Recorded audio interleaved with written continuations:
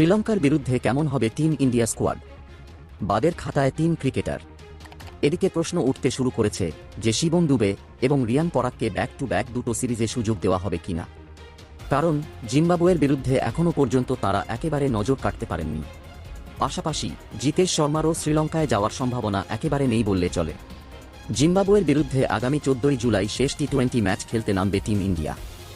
আশা করা হচ্ছে এরপর আগামী সোমবারই টিম ইন্ডিয়া স্কোয়াড ঘোষণা করে দেওয়া হতে পারে।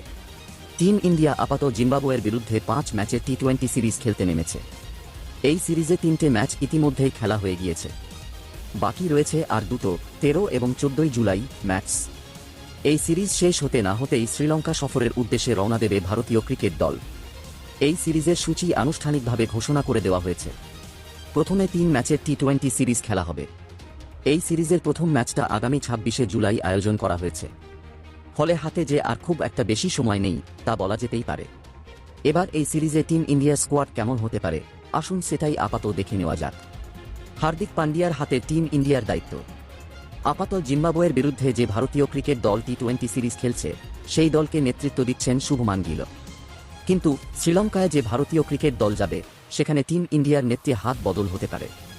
যদি হার্দিক পান্ডিয়া এই সিরিজ খেলতে চান তাহলে একটা নিঃসন্দেহে বলা যেতে পারে যে তাঁর হাতেই এই সিরিজের অধিনায়কত্ব তুলে দেওয়া হতে পারে। ইতিমধ্যে আন্তর্জাতিক টি-20 ক্রিকেট থেকে অবসর গ্রহণ করেছেন বিরাট কোহলি, রোহিত শর্মা এবং রবীন্দ্র জাদেজা। ফলে খুব স্বাভাবিকভাবেই আসন্ন সিরিজে তাঁদের নাম এই সিরিজে থাকবে না। তবে যশপ্রীত বুমরাহ এই সিরিজে কামব্যাক করতে পারেন। কিন্তু শোনা যাচ্ছে যে তাঁর বিশ্রামের মেয়াদও বাড়ানো হতে পারে। এই সিরিজের পর টিম ইন্ডিয়ার সামনে বেশ কয়েকটি গুরুত্বপূর্ণ চ্যালেঞ্জ রয়েছে। ফলে দলের সিনিয়র ক্রিকেটারদের আপাতত যতটা বেশি সম্ভব বিশ্রাম দেওয়ার কথা চিন্তা করা হচ্ছে। জিম্বাবুয়ের বিরুদ্ধে টিম ইন্ডিয়া স্কোয়াডই অপরিবর্তিত থাকতে পারে।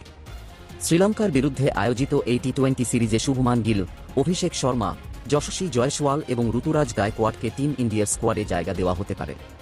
কিন্তু এই 4 জন ক্রিকেটার যে দলের প্রথম একাদশেই সুযোগ পাবেন এমন কোনো নিশ্চয়তা পাওয়া যায়নি। কারণ এই সিরিজে কামব্যাক করতে পারেন সূর্যকুমার যাদব। শুধু তাই নয়, দেখা যেতে পারে ঋষভ পন্থকেও। এছাড়া অক্ষর প্যাটেল, আর্শদীপ সিং, মোহাম্মদ সিরাজ ইতিপূর্বে টি-20 বিশ্বকাপ জয়ী স্কোয়াডের গুরুত্বপূর্ণ সদস্য ছিলেন। ফলে তাঁরাও ভারতীয় ক্রিকেট দলে প্রত্যাবর্তন করতে পারেন। যদি সঞ্জু স্যামসন এবং রিঙ্কু সিংয়ের কথা বলতে হয় তাহলে এখনই তাঁদের ব্যাপারে পূর্বানুমান সম্ভব নয়।